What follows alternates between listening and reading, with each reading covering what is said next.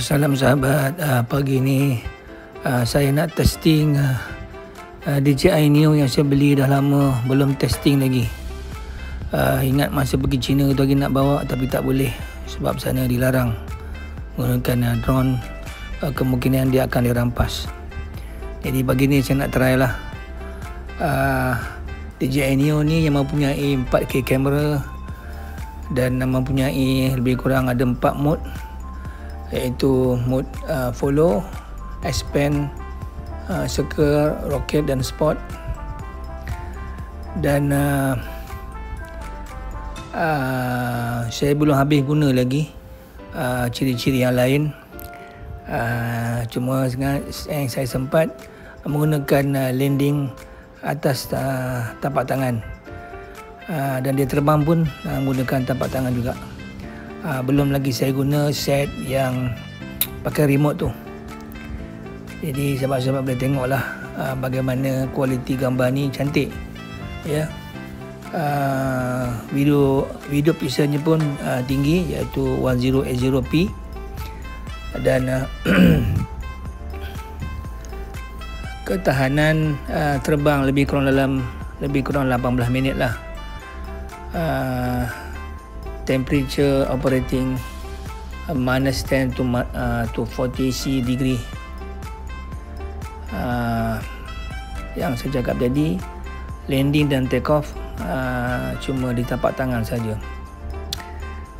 Jom saksikan kualiti gambar ni.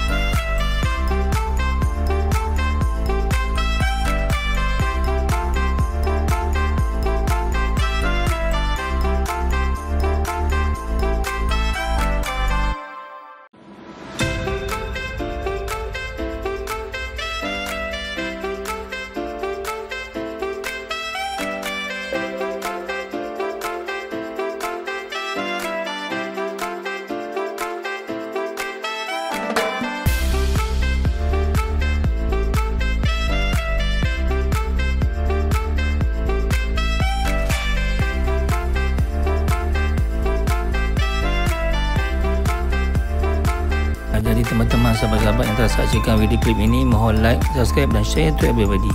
Mudah-mudahan video klip saya tinggi kali ini. Terima kasih, bye-bye.